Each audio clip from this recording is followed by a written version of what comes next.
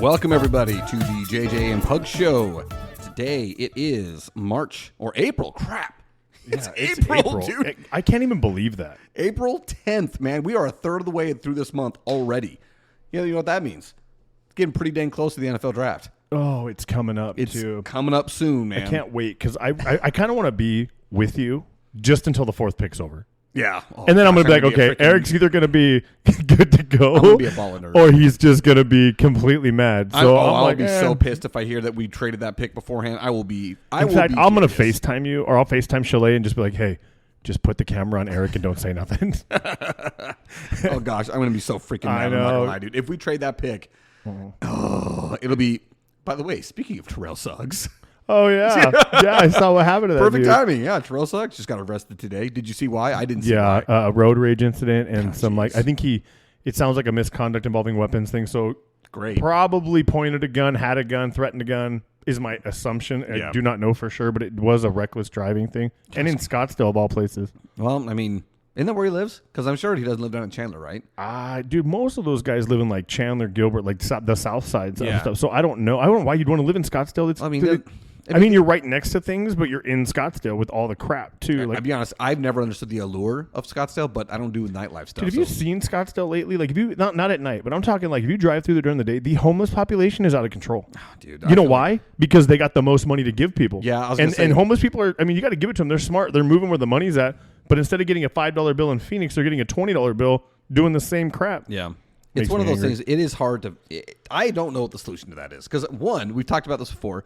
Costs at an all-time high for housing, right? Oh, yeah. So let's say if you even had a job, you can't afford rent if you do work a minimum wage job. You can't. It's just impossible. Dude, did you see what California just did? Speaking of minimum wage with fast food minimum wage, Yeah, $20 an hour. And you know what I say? Good for them. And this is one of those few times where I actually side with them because California is impossibly expensive. I agree, but what it's doing is not now Walmart or these other little small companies, these businesses, they're shutting down. No, the small companies, it sucks. They're screwed. But I got to tell you this. Those big companies that have been getting away with it for forever, Right. Screw them. Screw you, McDonald's. You charge me $11 for your crappy burger and you can't afford to pay Now your it's going to be employees. more. But that's where I'm having a problem. That's why I don't go there. Well, that's also why I don't go there. But that's where I have a massive problem with corporations like that. Again, Walmart, you want to ask me to donate? No, I'm sorry. I will donate my own. You can take care of it on your own. You're one of the wealthiest companies in the world. Same goes for you, McDonald's. Same goes for you, Taco Bell. Insert all the name of our American fast food restaurants that have been getting away with paying their employees nothing. And I'm not going to say that it's the hardest job in the world. It's not.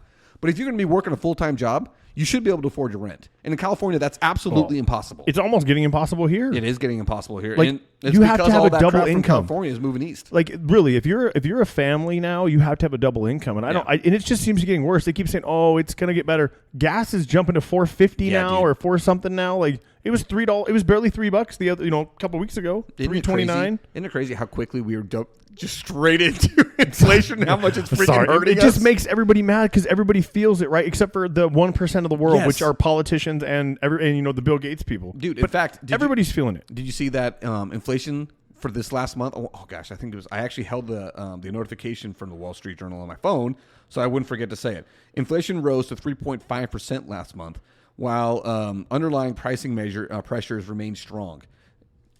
That was above expectations of 3.4%. Okay, 3.4% is already high. They were hoping to get it. No, expectations were that the Fed's target was 2%. Yeah. So didn't even get close to target. Not even close. I said this crap infuriates me, man.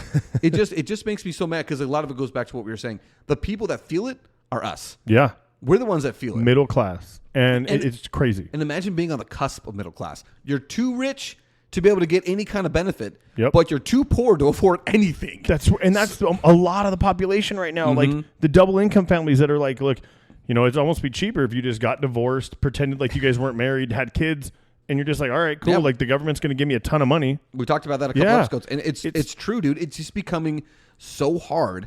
It's one thing if you're trying to game the system and it's failing you, because I'm all against that. Like, don't try and game the system. Like, you got to live your life. I pay my taxes just like everybody. Everybody else, should okay? pay. I get that. Right.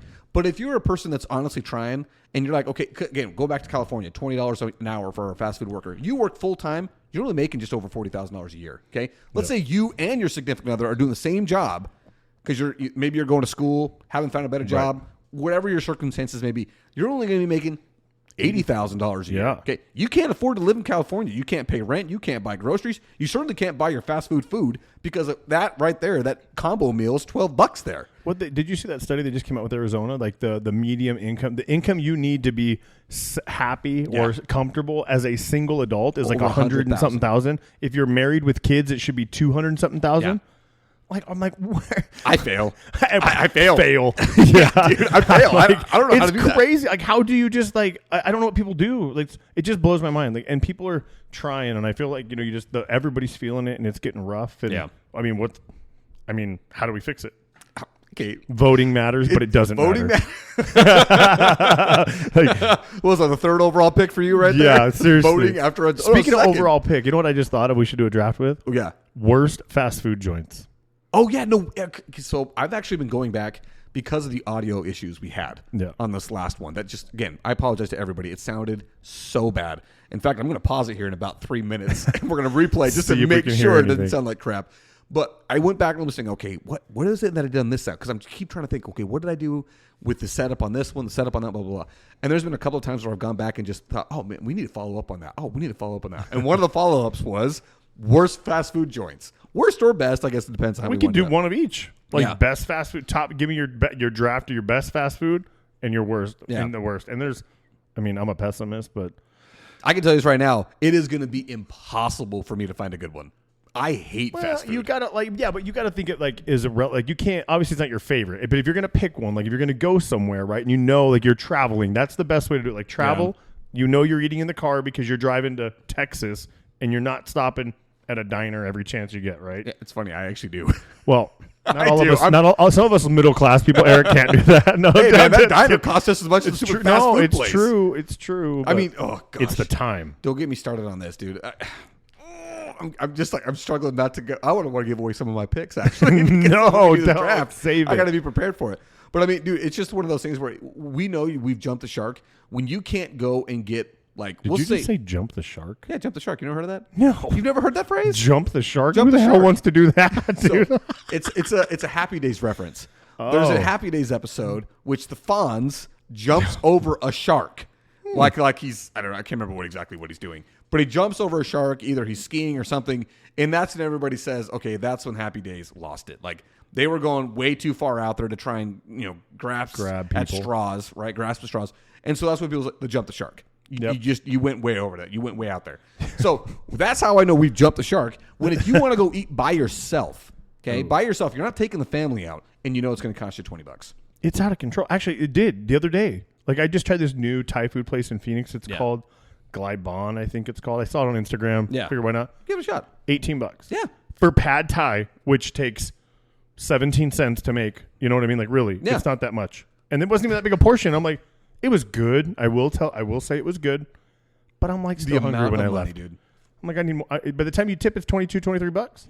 And you're like, what the crap did I just buy for $23? That's what I'm telling you, dude. That's how I say it. We've jumped the shark. When you can't budget because I remember once upon a time, and this was not that long ago, if I budgeted $10, which I felt was a lot of money to budget for one person to go out and eat, I was going to eat all right.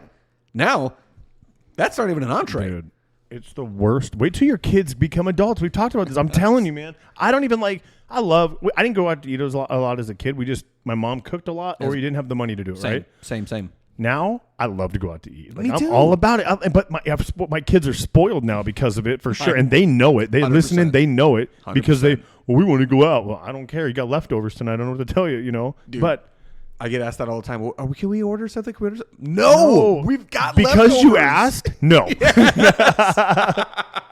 That's why I was going to. So freaking guilty of that. I am so guilty of that. I do that exact thing. Yep. I do that exact because they thing. expect it, and you're like, nope, not tonight. Exactly. If you wouldn't have said anything, I probably would have went and got Chipotle with you. But I would have treated you guys. Yeah, I would have treated you to something. Apparently, and Dude, that is hysterical because I literally do that exact thing. I do that exact thing. So I enjoy going out to eat, but you can't you can't even Chipotle now. Chipotle is rice and beans and vegetables. It's really not much. You're talking over $60 for me to feed my family of 5. Yeah, dude. That was okay. That used to be Texas Roadhouse prices, Yes, right? Like you go for to the Texas whole Roadhouse for the whole family. family, spend $60-$65. You were good to go. You're like, hey, we're going out for steak. And now that's you and your wife. Yeah, dude, I just did it. We went gosh. we went to a Suns game on Sunday, and then we hit Texas Roadhouse on the way home. We're going to talk about that freaking game, let's dude. not talk about. I left. We I are was like, we are no. going to talk about that game. We are going to talk about last night's game. No. I'm not even turning tonight's game on. I'm not doing it. Did you see that the coach may be in trouble if they're trying to say the speculation is if the coach doesn't get past the first round, he's gone. Which is crazy because he signed a 5-year, $31 million deal. Yeah, they don't. I mean, yeah, obviously our owner's rich enough. You don't care. Yeah, he's like, I need the dubs, bro. But dude, I gotta tell you this. That we're gonna go into that later. Yeah. I've got that on the list of things to talk about. Right now, we're gonna take a quick break. I just want to make sure the audio is working right. And who knows? We may have to re-record everything we just said. that would be great. Well, I mean, fingers crossed on that replay to us. It sounded like it was working all right. Yeah. Who knows? I might have completely ruined it by stopping and starting over again. So at this point now, if it sounds like he's in a cave, I don't know what to do. This sorry, thing, guys. it's so hard. I don't know what to do. I mean, maybe it's helping that we have the fans on this time around, where it's keeping the sound down. Maybe. I don't know. That doesn't make any sense. Back to the Suns, though, and their head coach. The only person that can save us is this guy. Oh, Mike D'Antoni. Stop, dude. No I saw way. somebody put that on Twitter. Not You know, hey, I X. heard it called. Do you know what Joe Rogan calls it? What? Black Twitter. He doesn't call it X either. He calls it Black Twitter. Okay, well, that's I fine. was like, all right, that works. But it's funny. The guy's person that says there's only one coach that could save this franchise, and it's a picture of the man, Mike D'Antoni, the one guy that can save us. And I'm looking at it and thinking, one of the problems that Mike D'Antoni had was he couldn't ever really hold people accountable. And I think that's the problem we got with this team, because the inconsistency with which they're able to compete is maddening. How on earth? And dude, this is one thing. I honestly could not believe it. I checked my phone. I screenshotted the box score because I'm like, this is not possible.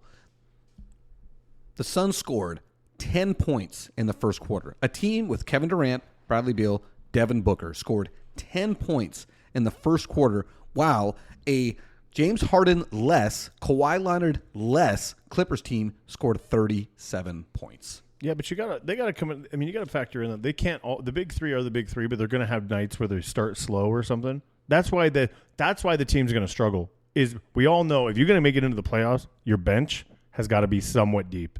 You've got to be able to rely on those players to come in, score some points, and it doesn't look like the Suns have that. See, and this is where I'm going to completely disagree with you. That's one of the biggest problems when you look at your team. If you're relying on depth, you're not going to get anywhere in the playoffs. You have to rely on more than a five. You got to ride on your horses, man. You do ride your horses, but your horses need to sit and take a break. Dude, No. even Steve Nash took a break for 5 minutes. But 5 minutes. That's what I'm saying. So he would play 43 minutes out of Right. 48 minutes. So yeah, but that 5 minutes is all he gets.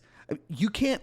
It was probably 10 between both halves. But yeah. No, not even that. What I'm telling you, because when the playoffs hit, your horses, they're playing 40 plus minutes a night. They are. I mean, but that's the thing that kills me. You have to, those three guys have to be the catalyst. You have to get 75 points out of them. Now, I'm not saying 25 each, but I'm Right. saying between the three of The them, totality of it. yeah, you got to get 75 points out of those guys, because that opens up the court for your depth. Your Grayson Allen, your Yusuf Nurkic, your Royce O'Neal, your Bol. That's when those guys can shine, because the pressure is on the big guys. That's what those big guys are getting paid enormous amounts of dollars for. Well, maybe they'll squeak in as like a 7 and they'll just play really well because people will think, and then, they'll turn it on. But see, this is what kills me about squeaking into the 7 with those three guys is now we're in a play-in tournament. Okay, Yeah. We should never, ever be in the play-in tournament with the talent that we have at the top end of our roster. Because in basketball, the top end of your roster is whether or not you're going to win a championship. Right. That's just the way it is, right? You name the last team you can think of that won a championship without a superstar running it. You don't have them. You don't have one. I think that most of them have multiple. Multiple, right? Yeah. The only team I can think of that won one with one superstar was the Raptors, and that was Kawhi Leonard. Yeah. But the rest of the Raptors team was very good. I wouldn't call any of them a superstar, but they were a very good team, and they just happened to have Kevin Durant. Loose as was that the? Dude. I can't remember if that was the one where he tore his Achilles or not. That But sounds anyway, all I'm saying painful. is the team that they were going up against was a lessened team. Not to take away from the Raptors, it was an awesome run, dude. I still always remember that fadeaway three Kawhi Leonard hit over Joel Embiid. Dude, his hands are so big. Biggest freaking hands It's in the world. unreal, dude. You know what they say about big hands. Two got big gloves. So speaking of that, dude, so the national championship game, right? Speaking of big hands, Zach Edey. Oh, yeah. Hey, everybody. Big time. This boy right here, the guy across from me, was sitting courtside for Yes. Final Four and the championship Yeah, game. and let me just tell you, I sat behind Purdue's bench, right? And I'm going to tell you, Zach Edey is a man among children. It is insane how much bigger he is. Even, what was Klingham? Yeah, I can't remember the UConn's kid. Yeah, UConn guy. 7'2", 7'2", yeah. 7'2", right? Doesn't matter, dude. The size of this guy's like, and I'm not talking like thick legs. I'm just talking about the length of his calf muscle, the length of his hamstrings. Like his arms were so like, I'm looking at him like, dude, and I think he's half Asian. His mom is tall as heck, dude. For real? I'm like, So dude, he's Canadian Yao Ming? for real. Like I'm telling you, dude, she's got to be like, I wasn't standing level with her because she was two rows back. Uh-huh. But even then, she had to at least be 6'4". Dude. I'm not kidding. Like, there's just no, like, I would say maybe 6'2" at the least amount. If I was going to say minimum, 6'2". That's insane. And I'm looking at her like, holy crap, dude. And then his brother shows up, and he's an average size height guy, but he's still, you're looking at him and you're like, dude, how are all you Asians, right? Because Asians are not predominantly tall. Like, that's why Yao Ming was such a right. And we talked about Shohei Ohtani. That's why they're like such unicorns. Like, where'd you guys come from? And this dude is he is huge, man. It is, and he makes the ball because his hands are so big. It's like he's holding a softball. Like when he's he hands the ref the ball, like it'd be like you handing me a baseball. There you go, dude. It's so crazy, dude. I gotta say that championship game was entertaining enough for me to be like, okay, maybe not all college basketball sucks. You know what sucks? I felt bad for. I really thought Purdue would actually do better. They went one for. Well, the problem is dude, UConn did a great job of closing out and keeping the threes out of the game. Yeah, they were like did. 1 for 5 or 1 for 6 the whole game. They didn't even get any shots off. No, they just kept giving it to Edey, and Edey scored 35 points. Like he did what he was supposed to do. Yeah, but the rest. He of the needed team. somebody else, dude, and nobody could just do anything. And and not only that, but the way that UConn was able to spread their wealth around, like they got contributions from everybody on their team, and they hit the open threes most of the time. Like they were pretty on fire from 3-point line. So. I honestly felt like they did a really good job, UConn, playing really good defense, switching up the defense, and making sure not one guy was on Edey the whole time, making sure that they were doing pressure all around.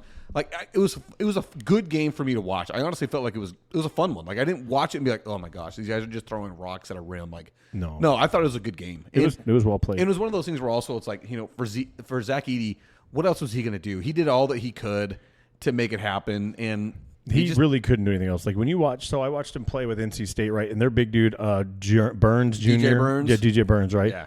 Dude, at the end of the game, when he was getting back down, like you can't see, from where I was sitting, his face was like he was going to cry. Dude, and that's from like he was just beat up. Dude, and he's a big guy himself. Yeah, He's not just tall. He couldn't do anything. Yeah. Like he just knew that like his face literally looked like his teeth were showing, and he looked like he was going to cry every time he'd get bumped into.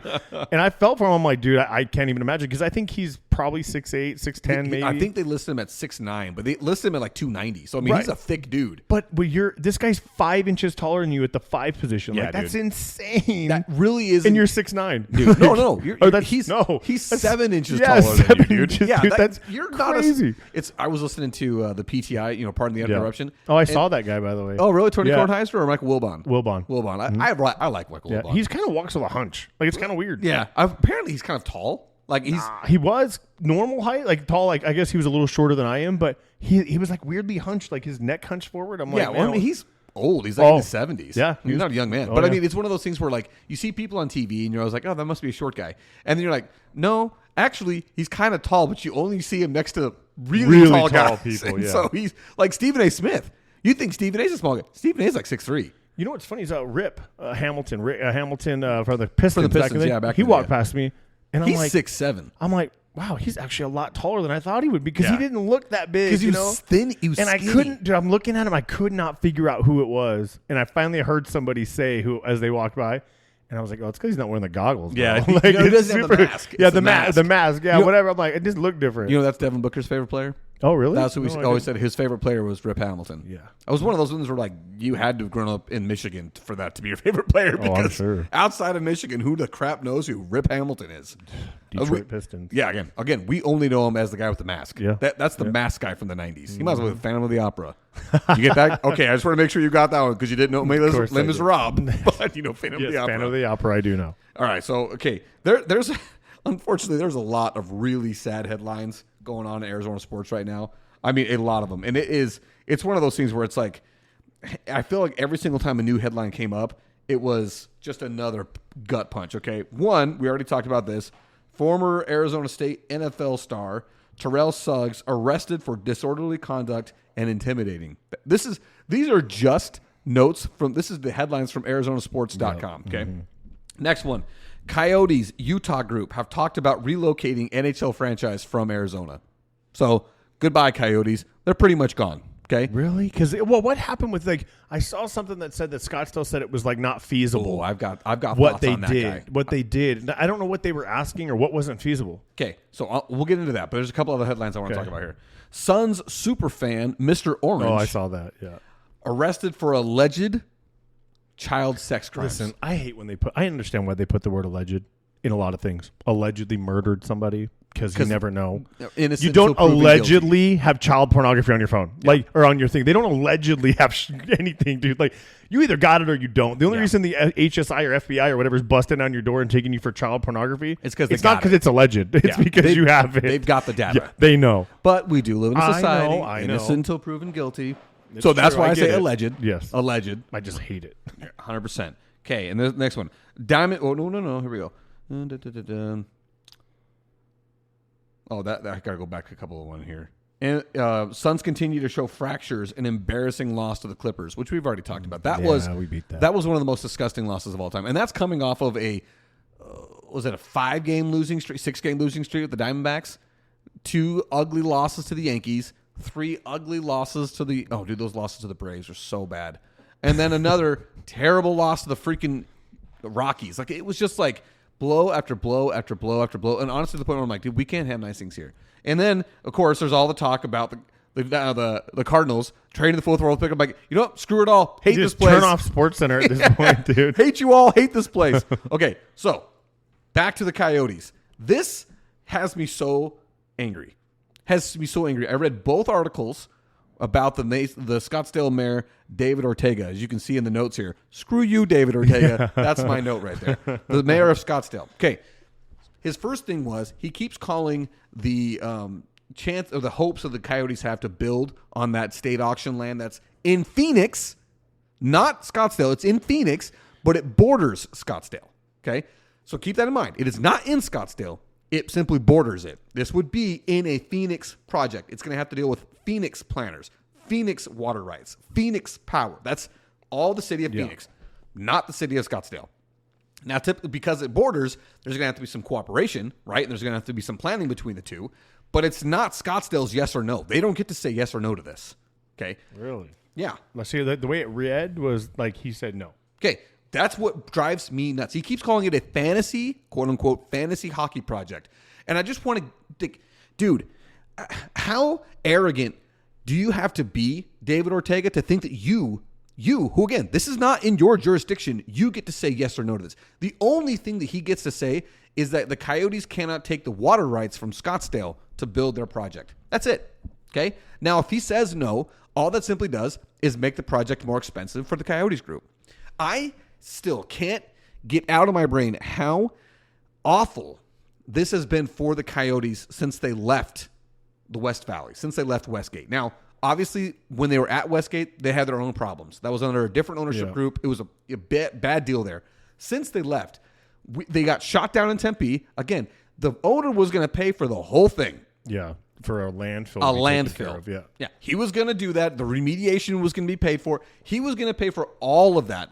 Now, there's going to have to be some public funding on some of the things. I think it was mostly for like the streets and things, but that would have been the city's responsibility anyway. Yeah. Anyway, okay. So they lost that.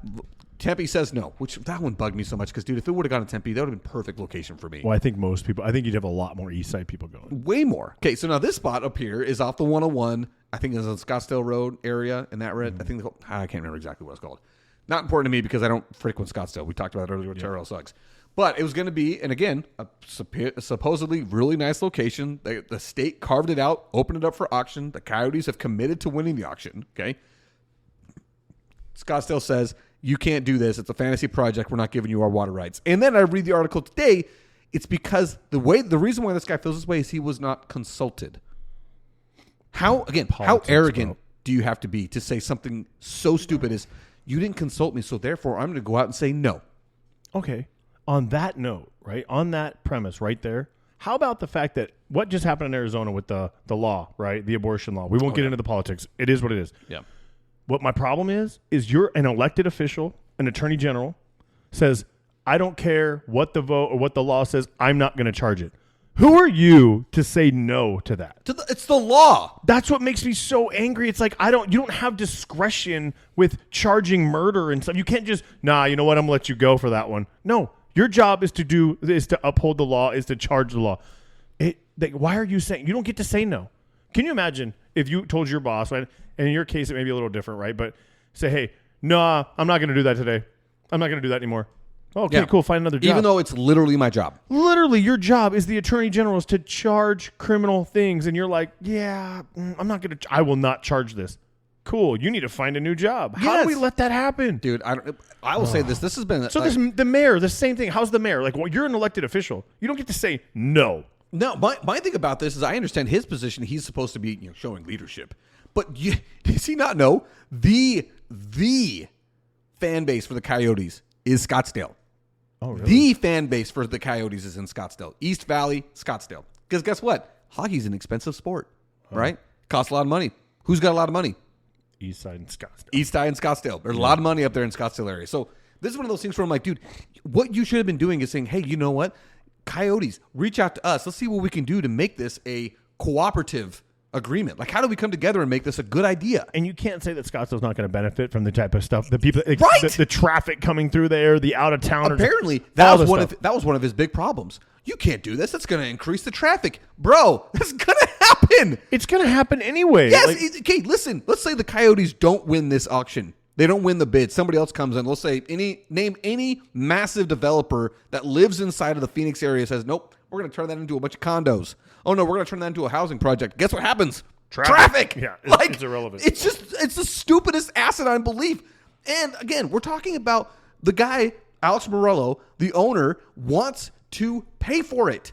He wants to turn it into an entertainment district, not just an arena. He wants condos. He wants a movie theater. He wants a concert venue. Exactly. He wants all that. He wants to build all of it. Because guess what he does? The guy that's made his money? Real estate? No, casinos. Oh, that's how he made his money. Yeah. He renovated a bunch of casinos up in Las Vegas. So he became a billionaire by entertainment. So the guy's got an idea of how to make an entertainment thing happen. It drives me nuts because, again, I look at it from the perspective of we live in the fifth largest metropolitan inside. Yeah, I think it is number 5. Yeah, the fifth largest metropolitan in the United States. And you're telling me we're going to lose a hockey team to Salt Lake City? That's who wants them? Yeah, well, yeah, the owner of the Utah Jazz, Ryan Smith. I mean, to me, if I was a sports fan in Salt Lake, I would love this guy because he is committed to making sports awesome in Salt Lake. There's not a lot. Guess what, guys? There's not a lot of people live in Salt Lake. Not a massive metro, but they got.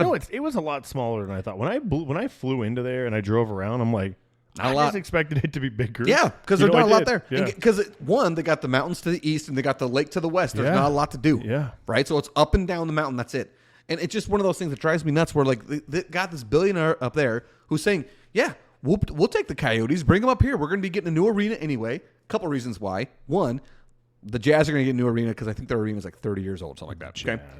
And they got the Winter Olympics coming back, which means they're going to be doing a new arena for that. So guess what? The Jazz, the Olympics, because the Olympics is the biggest financial waste laid upon any city. Yeah, and then it's especially in third world countries. I think it's crazy if they do it. And then racket. These places, they just become like abandoned. Yeah, like there's no use albatrosses. for them. They just sit there, and you look and you say, all of our tax dollars went to this for a 1 month sports event, and now it's overgrown with shrubs, and you can't even get into it, and it's abandoned. Yeah, we can't put enough concerts in it. We don't have any sports teams to put in it. Like it's just this venue that sits. Yeah, dude, I honestly think the Olympics is the biggest freaking racket in the world. It's stupid. Also because I don't care about the Olympics. See, I disagree there, dude. The Summer Olympics, the winter, I'm like, I wasn't a winter sports guy, so it doesn't matter. But dude, track, swimming, bro, you're not selling me, dude. How do you not watch Dude, you're gonna tell me you didn't watch Usain Bolt do his stuff like a few years ago? No, I watched Usain Bolt. But that's what I'm saying. That's always like that though. Every year, every 4 years, you get to watch the fastest people run a 4x1 or a 100.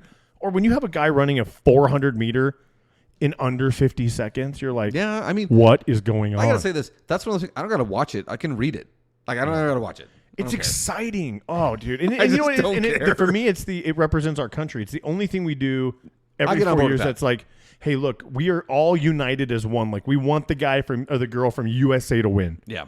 Not anybody else. Like, what? I'm not pulling for Brazil soccer player. No, I want USA to wipe the floor with everybody, dude. I'm with you on that one. So, but I love the Olympics. Yeah, when Michael Phelps did his you didn't watch. You weren't like just blown away like by that dude and the way that he did what he did in 2008. Oh my gosh, dude. I'm just dude. I mean, oh my god. Here's my thing: is I don't want to denigrate it or take away from the people's I know you're just not accomplishments. interested. I just don't care. Yeah, you just don't get it. It's like me in baseball. Yeah, I'm not taking it away. It's just you just know that it's not for you. Exactly. Like I'm not gonna. Well, the pitch clock's helped a lot. I've watched more baseball this season than I have all of the last 10 seasons. Well, and you know what? I keep saying it over and over and over. The pitch clock saved baseball. It did. It's going to. Yeah. But back to the Jazz. Okay, so the Jazz owner Ryan Smith, he's gonna bring a hockey team either by an expansion or he's gonna take the Coyotes. There is so much stuff out there right now that says he's taking the Coyotes. He's doing it. He's gonna take the Coyotes, and they're gonna be, I don't know, the Salt Lake Coyotes. Seagulls. Oh gosh. I don't know what they're gonna call it. Probably. I honestly think it's gonna go down as one of the worst names ever. I bet. Watch. But, the Utah Jazz ain't much better. Oh gosh, dude. So anyway, there's gonna get rebranded, or maybe not. I have no idea. There's a couple of things. You know, John Gambadoro has reported this for about a week now that the Coyotes owner met with Ryan Smith and Gary Bettman, who is the NHL commissioner, and basically had reached out to see anybody local want to buy this team, or do you want to buy this team? Now, that was apparently a closed-door meeting that got reported out, so now we all know about it. And now, and then, I think it was yesterday or 2 days ago, Ryan Smith puts on Twitter, not X, puts on Twitter, hey, Twitter. Salt Lake... Hey, Salt Lake fans, if we got a hockey team, I wonder why he'd be asking this question. If we got a hockey team, what should we name it? Again, tell me, why would he be putting that out there if it was just a hypothetical? I'm just a billionaire sports owner who already owns the Jazz. I'm just saying this for fun. When we already know there's a whole lot of crap going down there in Phoenix with the Coyotes. Trying to think of names for Salt Lake or Utah. I got to be honest with you, man. I can never come up with one. I know, but I'm like, Utah what? The Utah Utes is terrible. It is. But it makes sense. Yeah, I know it makes is, sense. At least that one is like, okay, that's the Indian tribe, the local Indian tribe. Like, it makes sense. Yeah, it makes sense. But I'm like, dude, the Salt Licks. Like, I don't know. I don't know. I the don't Red know. Rocks, the Moabs. Yeah, I have no idea, dude. No idea. Salt Lake Rocks. Like, I don't even know. Like, the only thing I got is the Seagulls. That's it. Because are there even seagulls there? Oh yeah. Oh really? Oh yeah, because the Salt Lake. Because of I guess that makes sense. There's a yeah. ton of seagulls there. I still want to swim in that lake. No, you can't. I mean, it's disgusting. Are you even allowed to? You know what? I got a good person we can ask that question to. Yeah.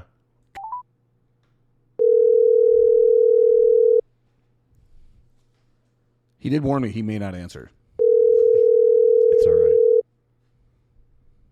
The panic setting in right now. He's probably freaking out. And if he does answer, he's going to get mad that we called him just slightly early. Hey, this is Zach. Yeah, he what totally a loser. ghosted you, bro. He did. He totally ignored it. Anyway, okay. Well, we're going to call him back in 3 minutes. Okay. In 3 minutes, you will get that call. Unless he calls us in between. But anyway, we'll ask him whether or not you can swim in the Salt Lake. And we're also going to ask him if he's heard anything about this move up there. And how salty is the water? Very. Like the ocean salty? Yeah. Saltier. What? Yeah, it's saltier. Saltier than the ocean? From what I understand, it is like near Dead Sea. Like, you know, the Dead Sea. You can float in it, right? Like, that's the thing. Yeah, right? because the Dead Sea is so densely salted. I don't know, saline, I don't know, whatever it is. So Salted. dense with Salted. salt. You float. Like you can't submerge into it, right? And apparently it's also so salty, like there's almost nothing that lives in it. I still want to go in it. From what I understand, that is close. Not to the extent, because there are things that grow and live in Salt Lake, but I think it's close to that. Really? Yeah. We'll ask this guy. Maybe he knows. Maybe he doesn't. I don't know, but I've always wanted to just be like, because I've heard it's, that's what I've heard. Freaking it's hideous. super buoyant. I've only ever flown over the top of it. Like, yeah, dude, it's so gross. It's like desolate. It's nasty, man. It's one of those things that's crazy to me because if you're standing, we'll say at the shore of the Salt Lake, and you're looking to the west, you're like, this is a barren wasteland. Who on earth would ever stop and want to live here? And then you turn around and look at those mountains, you're like, oh man, this place is gorgeous. Look at these beautiful mountains. What is the purpose of the lake? Do they do anything out of it, or is there anything comes from it, or anything like that? It's just there. It's just there. Yeah, I don't know enough about like the geology of it, of how it started, why there is this massive inland sea. There's got to be something, right? There's got to be something. I don't know. Maybe it was, I'm not going to talk to a geologist. I have a buddy who's a geologist, and he would kill us with all the information. Let's just start talking all kinds of bad stuff. Like this stuff we don't even know about. Yeah, we'll just start speculating on how all of the science works. Yeah. But anyway, so for what I was saying about like the Coyotes, apparently the reporting from John Gambadoro is that more than likely is the Coyotes are gone. They're not going to be able to stay here because the NHL has worked and waited so long for the Coyotes to get a permanent arena built and a permanent home solution that hasn't happened. I mean, they'll be playing at the Sun Devils arena for like 5 years. It's a 5,000 seat arena, guys. Like, if you don't know anything, that is a very, very, very, very small arena. That's like a high school football stadium in Gilbert. Smaller than that. Yeah, dude, it's nothing. There's like nothing there. And most arenas are between 18 to 24,000 people. So you are, at best, a third the size, at worst, a fifth of the size of most arenas in the NHL. Okay. Yeah. So that can't work. That's a loss of revenue. The league's not making much money off of it. When is this supposed to be effective, if it happens?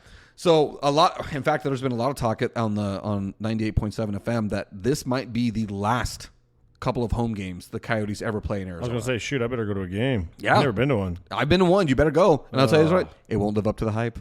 I know. If nobody fights, I'm not going to care. Dude, by the way, yes, you saw that one where everybody right within 2 seconds, there were 8 people ejected. And my favorite part about it is you see the one guy start skating all the way across the ice to find his dance partner, dude. Yep, he's like, just started going wailing on each other. I'm like, man, that's what kind of hockey game I want to see, dude. Like, it's so great to witness. Can you imagine the announcer? Well, folks, the teams have been suspended. Thanks for coming. Game's over. We're not going to be able to get 60 minutes in tonight. That we made was it fun. 8 seconds. Yeah, that was fun. So anybody that doesn't know, what happened is at the start of, I can't remember which team. I want to say it was the Islanders and somebody out east. The minute the puck dropped, everybody on the ice dropped their gloves and sticks hit the ground, and it was a fight. They just started wailing on each other, dude. And just waiting to fall over. From what I understand, it was like this long brewing thing that had happened in the previous game where somebody was talking some kind of smack or there's something that happened where they're like, all right, you know what? Simpler time. Dude, it's funny. I heard somebody talking about how, like, why is it that hockey gets a pass and that they're able to fight like that, and we don't say anything. We don't talk about how barbaric they are or blah, blah, blah. And why is it that doesn't go to any other sport? Like, say if that happened in basketball, like the minute tip-off, and instead of tip-off happening, everybody just started throwing hands. Well, the problem is, they'll get penalized. In hockey, they just don't get penalized, right? Like, or they get they don't get fined. No, they get penalty. They got penalty box stuff, whatever, or they get ejected. But they're not getting like a $50,000 fine. Probably not that kind of money, no. And they don't clear benches either, right? So I think that's a good rule. That's why basketball got all jacked up when the Pacers fought whoever and the bench is clear and they're in the stands and stuff. Yeah. That's out of control. Yeah. But yeah, why do they? I think some of it has to do with, one, I think it's an agreement or understanding amongst every hockey player that we're going to fight, right? We're going to fight. That's going to happen. We're playing an aggressive sport. Some things need to be fought over. And when I say need to be fought over, I don't mean need to be. I mean, some things need to be adjudicated, not with rules, but with hands. That is, dude, I'm telling you, society would be better if we could be hockey. Well, and the other thing about it is, guess what the players do? They understand it, and when the fight's over, the fight's over. Tell me you move on. Like, I wish this could happen at work or like in life, right? Like, remember back I was watching Tombstone the other day. Like, how cool would it be to be like, you know what? Like, let's go. I throw a pistol. I challenge you to a duel. Like, we're going outside. Somebody's going to die today. I got to be honest. I'm out on that one. I don't want people pulling guns. Not guns, but it's just a simple, like, you know what? You and I have a beef. Guess what? We fight it out, and it's done and over with. Or, hey, you know what? Arm wrestle right here, baby. Something. Let's go over No, the I top want something slice physical. alone. I want physical. Like, let's fight and then let's be done, right? Like hockey. Till somebody hits the ground, then it's over. Winner's the winner. Your fight's over with, whatever. Because I'll tell you, dude, there are people right now. I would love to just be like, I'm throwing the gloves down. Let's go. Like you and me, a room, because they're tough in certain cases. Yep. And then you get them in a place where it's like, all right, now what? Now actually show me. Now what? Like you're a paper pushing Nazi is all you are. Now you're done. Let's just see what happens, you little keyboard warrior. You know, Yeah, like dude, I'll tell you that one right there. That's the one that gets me is the keyboard warriors. The Yeah, people on I'm like, Twitter dude, that are such imagine. tough guys until they actually have to show up. That's why I want to bring back pros versus Joes. dude, I want to bring it all back. I'm telling you, I think society would do a solid turn if you could just fight somebody in the street and you were like, okay, cool. You got beat up. Don't do it again. Because how many people would stop talking trash? How many people would stop running their mouth? How many people would stop doing dumb stuff because somebody else punched them in the face? Oh, dude. I will say the problem with that is, going back to hockey, with hockey, it's understood that once the fight's over, the fight's over. You move on. Oh, I know we have a mob mentality in this country. Yeah, right now. that would not work in real life. In real life, that would bleed over into civil war, right? We're headed there anyway. Might as well start fighting now. But it's one of those things where, like, I would look at it and say, okay, in situations like highly, what's the word I'm looking for? Organized situations like the NHL, like professional hockey, we're like, okay, we've got referees. Everybody understands the minute someone hits the ice, over. So at work, you got referees. You got guys you call and say, hey, we're going to fight. We're fighting in the conference room. The minute someone hits the floor. You got refs. Everybody stays. It's kind of like a high school fight. Remember back in the day, everybody circled up. Two people fought. And when somebody else got jumped in or was trying to jump in, they grab them like, no, you ain't. This is one-on-one. Yeah. That's what we need to go back to. I got to say this, though. When I think about like high school fights, I don't think I saw a single actual fight. It was always just a bunch of pushing until somebody stepped in. When I say somebody, I mean I'm talking about somebody from the faculty stepped in and stopped it. Like I know that's not true, but that's all I ever saw. Bro, we so did you go to a closed campus? Could you leave for lunch? No. So see, we could leave for lunch. Oh, okay. Oh, let me tell you, bro. That We makes go a out to the difference. power lines or a couple. Bro, we had our. This is a small town. Oh, kid. dude, 100%, bro. And you were just everybody would go. You just see a line of cars going the same way, and then everybody would circle up and just wait. And I remember watching this dude, and these two guys fought, and one guy was this big dude, and he was a little like running back kind of guy, and the guy was like the big dude was like trying to chase him, and this dude just hitting him as he's running backwards. He's just backpedaling, hitting him. The big guy ended up choking him out because he fell. So it worked out. But I mean, it is what it is. And I don't know if he listens to it, but I think he would know exactly what I'm talking about because this kid was fast, dude. Like he ran like a 4.40 fast, and That he was is quick. fast, dude. He was a troubled kid, but Let anyway. us make it clear: we are not advocating for everyone to go start throwing hands. at No, any no, opportunity because you in which can't have get away with disagreement. it. It's not gonna. You're gonna go to jail. Like Well, that. my thing is, Actually, if we're talking law, if you and I got in a fight and we both didn't want to press charges, there's nothing they can do. well, that's if we don't want to. I know. Again, but when I come back to the like in society fights, guys, that's not going to be the case. Somebody who gets absolutely destroyed is probably going to want to press charges. No, you just tell them you press charges. There's going to be more.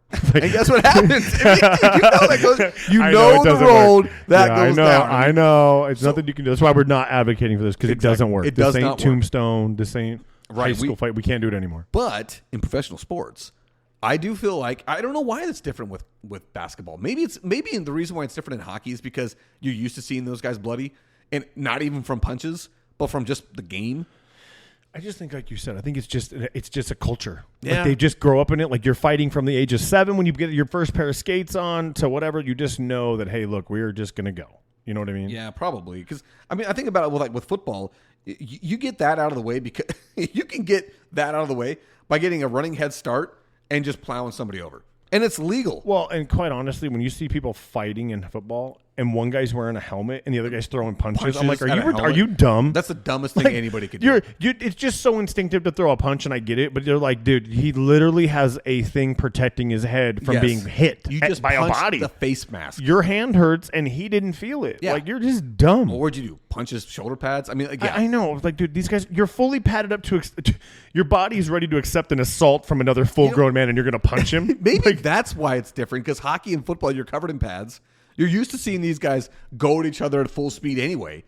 While as in basketball or in baseball, those guys don't wear any pads. Oh, no. And if they actually were to punch each other, I mean, it would get into a real Dude, fight. my favorite in baseball was when you get in a fight, right? The bench is clear. And these dudes come running from the bullpen from 300 something feet out, dude. And by the time they get there, they're a football field away from this action. And they get there, and they're just like, yeah, we're here, you know? It's always funny watching them running in because they're not even full sprinting. They're just going like half jogging. No, they're like, don't pull a hammy, don't pull a hammy, don't pull a hammy, just go. Yeah, but it's all like out of responsibility to be a part I of the team. get it. Nobody It's just even funny. wants to actually No. fight. They're just like, all right, well, I got to go and do this. I got to go. But I will say the one thing that I think about baseball that's awesome, used to be awesome. It's not so much now. And I think it's a lot of it because we don't look at baseball like we look at hockey for whatever reason. And that is if a pitcher hits a batter, okay, the batter can either charge him out or not. But then the next time around when his pitcher's pitching, and if he hits a batter, that's the guy that gets ejected. Not the first guy that hit the first batter. It's always the second guy in everything. Yes, but it drives me nuts about that because like all the other guys doing, they say, listen, if you're going to throw at my guy, I'm going to throw at your guy. Right. So you better control that ball, otherwise someone's getting plunked. And I look at that and say that's the sport policing the sport. You don't need to add a whole bunch of other crap to it because listen, if I'm on a team and my pitcher's throwing at guys, knowing he's never going to get thrown at because he's the pitcher, he doesn't have to hit, I'm going to go talk to that guy. Dude, don't be putting me in harm's way. Yeah. I have nothing to do with you and your beef with that other guy. Yeah, right. Throw strikes. Or if you're gonna walk him. I don't need to have this guy throwing at me. Because you imagine back in the day knowing that Nolan Ryan, who routinely hit 100 miles an hour on the gun, is going to be throwing the ball at you, and then you're going to have to charge the mound for him to absolutely whoop you destroy down. you. Yeah. No. I mean, that's one of those things where like it polices the game. It does. It takes things and controls it. Well, there's a video going around of a guy.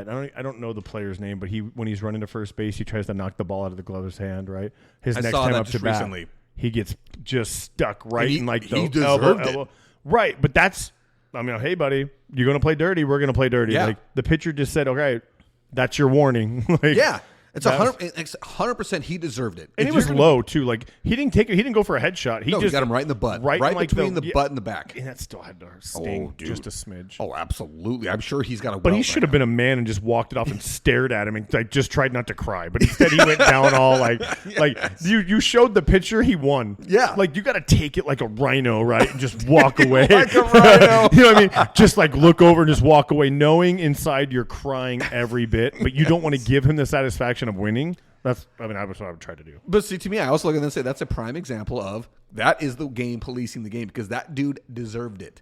He is the one that was playing dirty, trying to knock the ball out of the first baseman's hand, which is just a dirty move. It's just a dirty move. No, it was terrible. Like it's not part of the game. No, it's not at all. So that's why I say that's the game policing the game. We should look at that a little bit better. I don't know how to fix it in basketball because I do think it is different. It just looks different. Well, the problem with basketball, it's just gotten so soft that these guys just get like, and when they do fight, you're like, what are you guys going to do? Flop on the floor together? Yeah, like, it's it's not a fight. The one dude, do you remember Isaiah Stewart when he went running after LeBron? No. You don't remember that one? Oh, you're gonna have to look that one up. There's a clip. He plays for the Pistons. In fact, he's the dude that punched Drew Eubanks for the Suns this summer. Oh, really? Or this season. Yeah, punched him right in the face. Apparently, Drew Eubanks took it like a man, didn't even flinch, stood his ground. And the other guy's the guy ejected. You know, I've always like that's got to be the most demoralizing thing, right? If you as a man, you go up and you punch this dude in the face, and they like just stay there, and like they just stare at you. like, what'd you just do? Yeah, like, no flinch. no nothing, not even like a grimace that hurt. I think at that point you're like, oh, I'm in trouble. Like I have just hit Thor. Like I'm in trouble. And the best part about it is the way it was reported. It was reported, I think it was by Adrian Wojnarowski, or it might have been Shams. I can't remember who it was. It was one of the big basketball insiders, and the way they basically said, and Drew Eubanks took it, didn't even shudder or didn't even flinch. Or something like it's like, dude, you got to feel like such a freaking stud. That's what if I'm you're Drew saying. Eubanks. That's what I'm saying. He's like, dude, that guy didn't hit me. Yeah, he tried to. I just said something slick too at the interview, and they asked about it. Yeah, I grew up with sisters. They hit harder than that. Something stupid, right? Like just to dig at him a little bit like that, dude. But, yeah. I don't know how to fix it in basketball. Some I of don't it, either. I will say, it's a good thing that we don't go back to the way it was in the late '80s, like with the way that the tough Larry boy, Bird played. Well, I say the Pistons. Remember the the bad boy Pistons, yeah. dude. Those oh guys my gosh. literally Isaiah would, Thomas and dude, they would Rodman. body slam people, man. Yeah, dirty. that we don't need that. We don't, because basketball is a finesse game. Well, it is, but I mean, there was a time when I think they should I think it was just part of the game. It was a rough game, right? Yeah. Like now they've just. I think we've talked about this a lot with the game has just changed. It's why it's hard to say LeBron would be good or bad, Jordan would be good or bad, because the game is not the same. No. I mean, we could argue all day about. I think it'd be harder for LeBron to play back then. But again, he's mastered his craft where he just plays the game where he fakes it, and because I would hope as a man he's not that much of a little, He can't be. He just can't be. But he's just playing the game. He's selling it. Yeah. And you got to just say, okay, I get it, right? I can say definitively, Kobe and LeBron are not playing near as long in their careers if they played when Jordan played. Yeah. There's no way. The physical abuse was just crazy. Right. Now, I also look at it. I think that there's only about one Zach great Corbett. player. Oh, hey, hold on a second now.